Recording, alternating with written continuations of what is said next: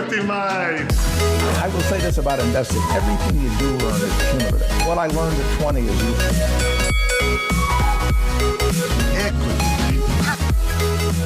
Hey Equity Mates, it's Bryce and Ren here, jumping in before this episode kicks off to give you a bit of context as to why there is a buy, hold, sell on a Tuesday dropping in your feed.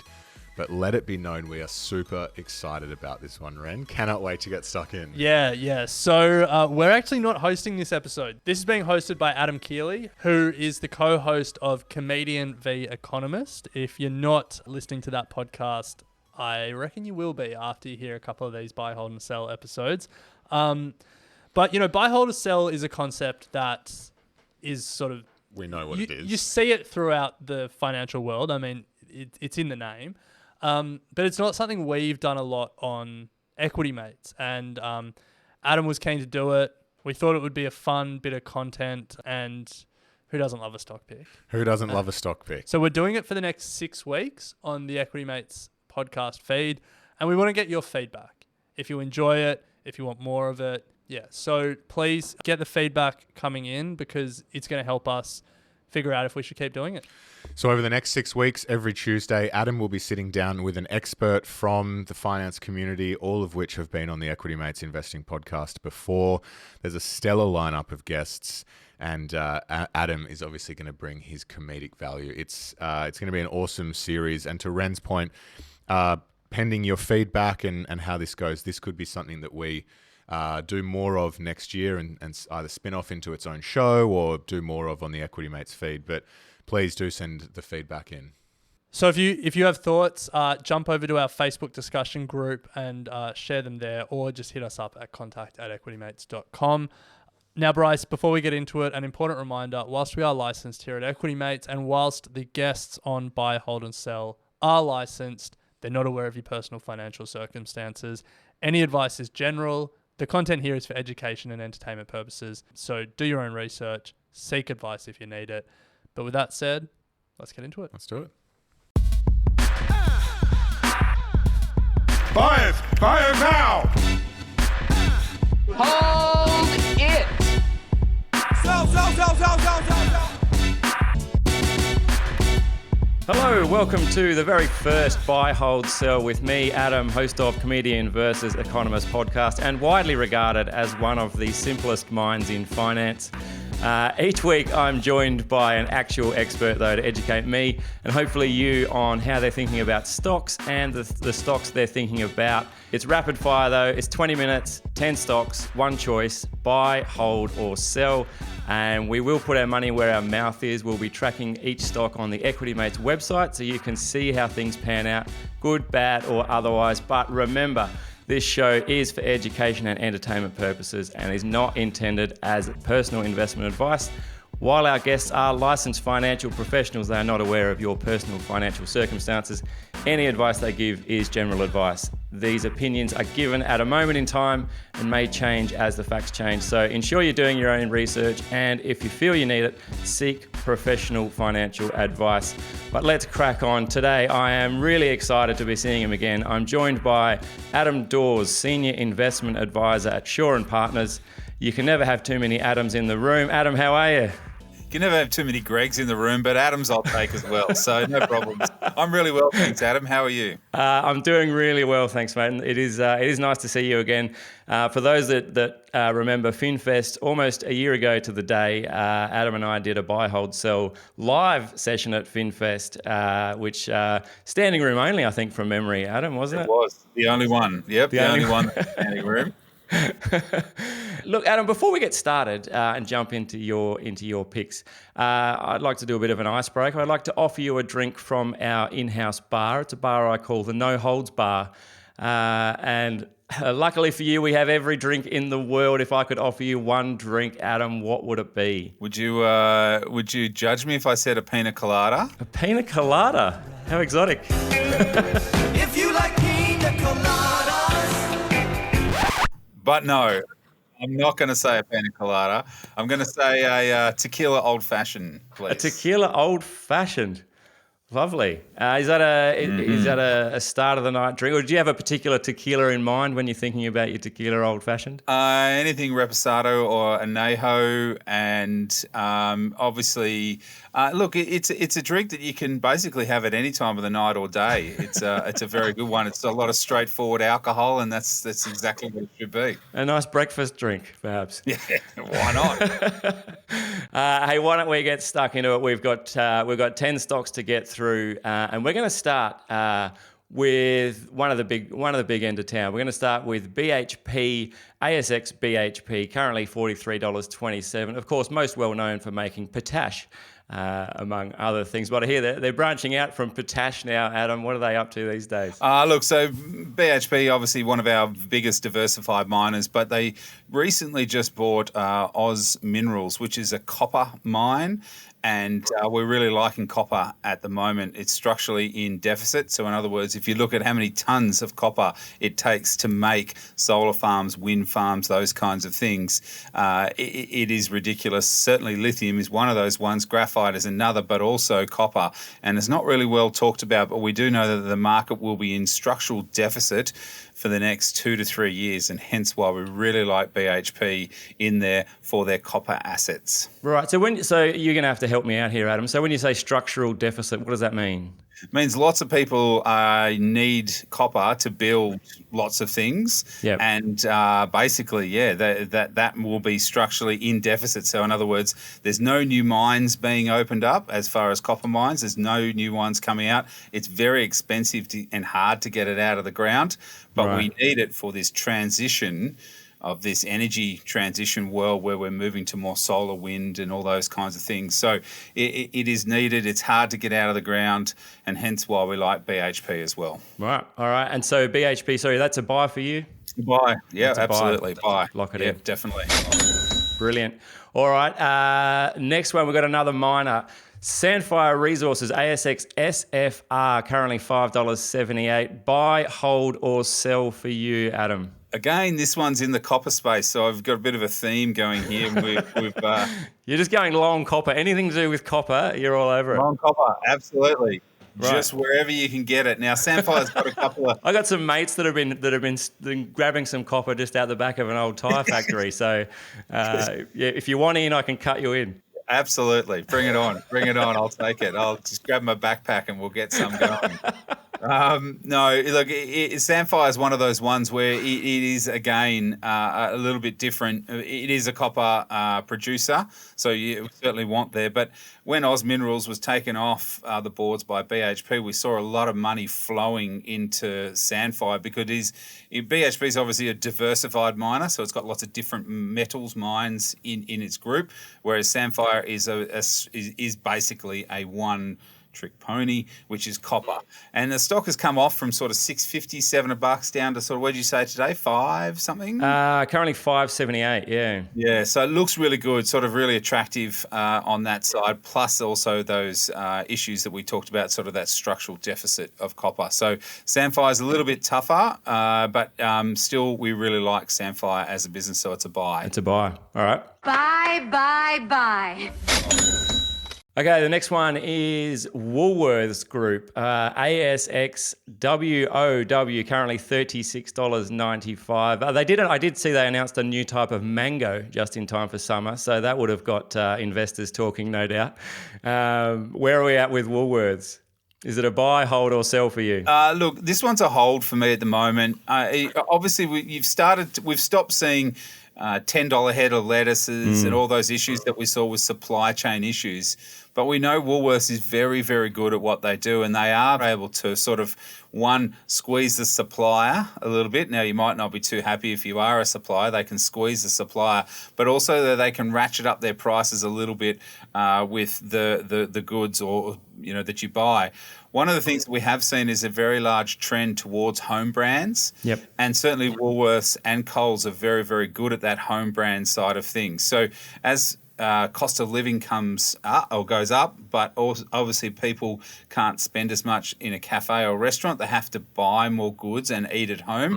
And they're also going for, we saw increases in pasta, corn, flour, those kinds of things, which means people are starting to make things at home as well. So Woolies, I really like at a sort of a lower $35 or $34. So we've got a little bit further to go for it to come back into that buy territory, but certainly hold the best supermarket. And one of the things that we're going to talk about today is buying quality. You always pick up good quality businesses when they're down, and certainly Woolies at around that sort of $34, $35 would definitely be a buy for me. So it's a hold at the moment for the supermarkets and Woolies. Hold on. All right, next up we have got, we're looking at property. Goodman Group, ASX GMG, $21.11. No relation to Saul Goodman from Breaking Bad, I don't believe. Goodman Group, Dawesy, where are we at with Goodman Group? Buy, hold or sell?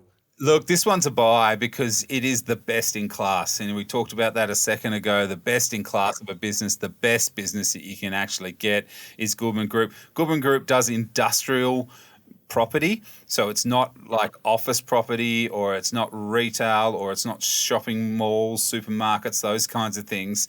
It's industrial property. And industrial property is always future facing forward. In other words, they're doing a lot of data centers at the moment. They helped Amazon, they helped Google come into Australia with very large footprints. They're able to put these things in. And the industrial side of things is always continuing to go higher and do very, very well. As interest rates rise, you saw all of the property sector start to get hit, but Goodman Group was going the other way and continues to move higher. So Goodman Group is the best in its class, and it's a buy from me. I didn't think the AI hype cycle would reach industrial property, yet here we are. Here we are, absolutely. I mean, they've got like, especially some of their industrial areas, because within data centers, you actually have to be close to hubs, or you have to be close as data moves around for the speed to happen.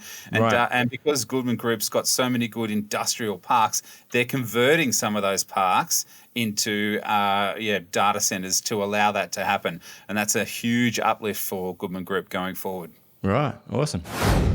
Okay, next we are looking at lithium and Liontown Resources, ASX LTR, currently trading at $1.81. Are we bearish on Liontown, Adam? Well, if you've been living under a rock or in a cave for the last week and a half, you would not know what's happened with Liontown. But Liontown has just said no, Albemarle, which is a very large US lithium conglomerate, just was going to take this stock over at $3. And Gina Reinhardt, one of our famous ladies over in WA, went out and bought 19.9% of Liontown 3 weeks ago to basically stop, or to cause some problems with Albemarle coming through and wanting to buy Liontown at $3. So what happened is that they turned around, and Albemarle, as of sort of end of last week, turned around and said, "Oh, it's all too hard. We can't do this anymore. We are getting out of taking over Liontown," and hence the share price is now back down. What did you say? $1.80? $1.81, yeah. So look, this is a sell. It's a sell, okay.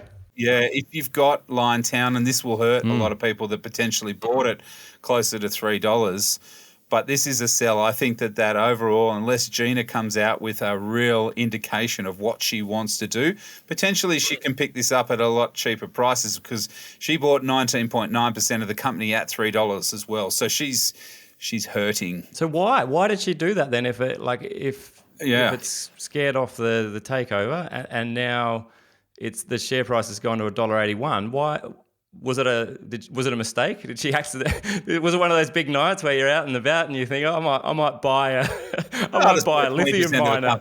That's the kind of thing I imagine happens in the world of people like Gina Reinhardt. Is you have one too many, and next thing you know, you've bought a lithium miner. Yeah. Exactly. When you're the richest woman in Australia, what have you got to do? Hey, what have you got to spend money on?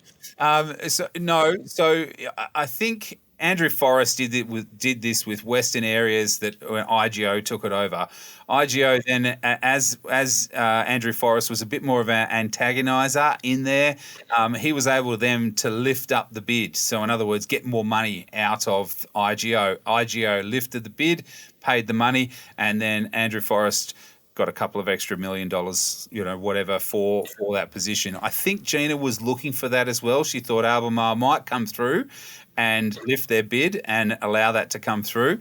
But Albemarle, was in there for 4 weeks plus another week extension. So there was 5 weeks they were doing due diligence on the business. And it's a long time for a company to sit there and, look at all the numbers and do all the spreadsheets.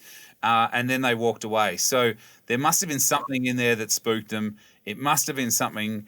It's really annoying for shareholders that hold Liontown because they were hoping for a $3 plus takeover, and that would have gone through. Liontown is a very good business, but potentially you'll see this thing come down to $1.50, $1.30, and then we can slap a buy on it. But at the moment, they've got to raise capital, and it's an issue. And we could go on for 15 more minutes on this one, so I'm going to leave it at that. Sure. But it's a sell. We're going to leave it at it's a sell for you. At the moment, it's a sell, definitely. Time to sell is right now. All right, next one we've got is Pilbara Minerals, another lithium miner, ASX PLS, currently trading at $3.58. Adam, buy, hold, or sell on Pilbara? So one of the things, and we know that this is not advice that I'm giving everybody, but however, you could roll your Liontown into a PLS or a Pilbara Minerals. Pilbara Minerals is one of the best run lithium deposits here in Australia, in WA. Very, very good. They've got a truckload of cash, when I'm talking like a lot of cash, and next year they'll have even more. The lithium stocks are all getting hit at the moment because the lithium price has now started to come down a little bit, and there's a little bit of talk of being oversupply. I don't think that's going to be the case. I think PLS is the number one pick that we're buying at the moment in the lithium space in the market. So, yep, I'll reiterate that one. That's a buy. That's a buy. Because I did feel like we had the copper boom, and then it seemed like we had the lithium boom, but now we're saying the lithium boom might have been replaced by the copper as the new lithium after lithium was the new copper. If you can keep up, yes. No, the lithium's definitely come back, and it's totally understandable because you've got all this stuff that everyone thinks is needed to be built, and there was this sort of, we need to get down to net zero by 2030, 2050, but now there's talk about that being extended out a little bit more. The demand isn't going to be there as much. I still think that lithium is definitely going to be needed across the board. There's that many batteries around there. So yeah, PLS is probably our number one pick in the space. You buying? Oh, I'm buying. All right, let's take a break here. On the other side, we'll be back with a couple of speckies, a couple of Warwick Cappers, and Dawsey's big call.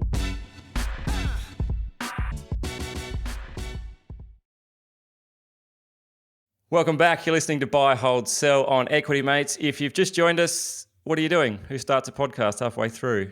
Go back to the start. I'd love to hear if you're enjoying the show or not. Send us an email, contact@equitymates.com. Our guest today is Adam Dawes, Senior Investment Advisor from Shaw & Partners. Adam, we're going to start with IPD Group, ASX IPG. Interestingly. That's it. Currently $3.85. Sufficiently vague. I like it already. What's IPD Group all about? First of all, buy, hold, or sell? Yeah, so at Shaw & Partners, we've got a buy on this one. I've been buying this one for clients as well. It's actually come back from $5 over the last sort of 4 to 5 days, even longer now. This week, it's really come back. Which gives us the opportunity to start topping up clients as well as buying this one.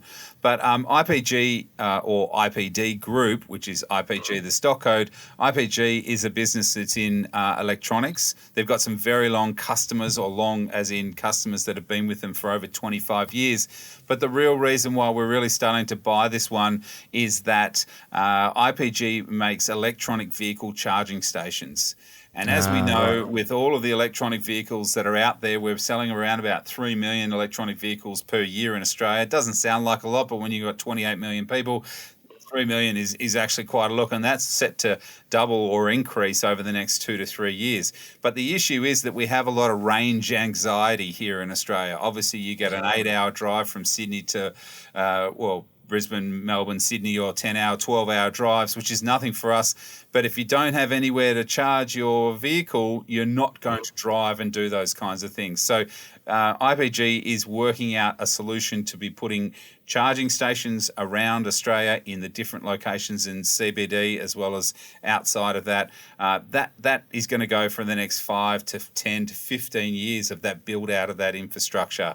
And that's why we really like IPG at the moment. So it's a buy. It's a buy. All right. So we've got lithium, copper, and charging stations. I'm noticing a bit of a theme going on here. Future-facing metals, future-facing commodities. Okay. That's exactly right. I'm learning. All right, next one we got is Amero. I hope I said that right. Amero International, ASX 3DA at just 23 cents. Even my kids could afford to load up on Amero. What's Amero? Buy, hold, or sell? So it's a buy. This one, be very careful. It is quite speculative, but it is a business that makes titanium powder. And that titanium powder is used in a lot of space, Raytheon, Boeing, all of these kinds of businesses. Now, they were going to put a production plant here in Melbourne, in Australia. They went to the United Arab Emirates, and now they've moved it to, I'm going to say Tennessee in the US. Now, that move has been absolutely fantastic for the company because now they're closer to those big defence contract businesses to then supply that titanium powder to allow that for, very specialised defence rockets, defence, those kinds of things. So it's a fantastic little business. Hank, the managing director, has done very, very well in getting this one to where it is today, which it should then certainly move forward. The overall valuations are actually quite large when you actually look at seeing if some of these contracts do come through. It is speculative. It is around that sort of, as you say, 20 cent mark, 24 cents. So just be careful. But that's my real specky play for the buy, hold, sell, and it's a buy. I'm gonna buy one. I love it. I'm all about the specky. Love it. That's a buy. All right. We've got a segment each and every week. I'm conscious it's our first episode. It is now time for the big call. And this week we're looking at a couple of companies for your big call, Adam. Let's start with ResMed, ASX RMD, $23.35. ResMed. Is this a case of you snooze, you lose? I like it. See what I did there? I do. Absolutely. I saw it. Hopefully everybody else gets it because might be you and me in a podcast. I am painfully predictable and obvious. ResMed is a sleep apnea business. And so that sleep apnea business has, and a lot of healthcare stocks, but sleep apnea has definitely been hit very hard. Now, when you get these good quality blue chip stocks down 35 to 40%, you've got to look at this and say, okay, is there something wrong? Is it structurally? Is there something wrong? Or what's happening? And now what's happening with the healthcare space at the moment, there's this very large drug called Ozempic, which is a weight loss drug. Yeah, I heard about that. We were talking about it on our show this week as well. I think everyone's talking about Ozempic. Everyone's talking about it. And it's really hurting ResMed because what happens with sleep apnea, you snore, you don't get breath to your brain or get oxygen to your brain. And then from there, you have heart issues, you have all these other issues and you stop breathing. And it can be up to like 50 times a night that you would stop breathing. So what happens is ResMed's got a great Darth Vader mask that you put on your face and allows that oxygen to flow into you, and then that disease is medicated by allowing air to go through. However, Gotcha. Yep. What's happened is that if you lose weight, you don't snore as much, or you don't have any heart problems and those kinds of things. And so Ozempic has been taking the market share or the lunch away from ResMed. Now, I think that that's incorrect. We've done numbers that would be about 7% of ResMed's revenue that could actually be taken away, which is there's billions of people that are undiagnosed with sleep apnea anyway. So I think it's been overdone, and that's why it's one of those big calls that you should be buying some ResMed at this time. Right. And is potentially Ozempic, there's a lot of hype about Ozempic. Like it's still relatively new, right? Like we haven't really seen long-term results of Ozempic or how it plays out. I've heard about Ozempic face, which is apparently what happens to your face starts to sag a little bit and things like that. So who knows? Yeah. Well, yeah, I mean, you think about it. I think it's about you're on for $15,000 a year, and you have to be on it for the rest of your life. And it's a shot that you sort of take. So it's been made for diabetics. But the idea is that the diabetics increase their insulin. But when you're normal or healthy, somewhat normal or healthy, then as those insulin levels rise, it means that you don't eat as much. And so you feel full, and then you can start losing weight. But that also then goes through to other sectors, like you stop drinking. There's airlines will benefit from it, because then the rest of the population is lighter, so you don't use as much fuel, and so you can get around. So this drug is actually, there's a lot of winners and losers out of this one, but I think ResMed has been overdone on the downside. All right, so that's a buy for you.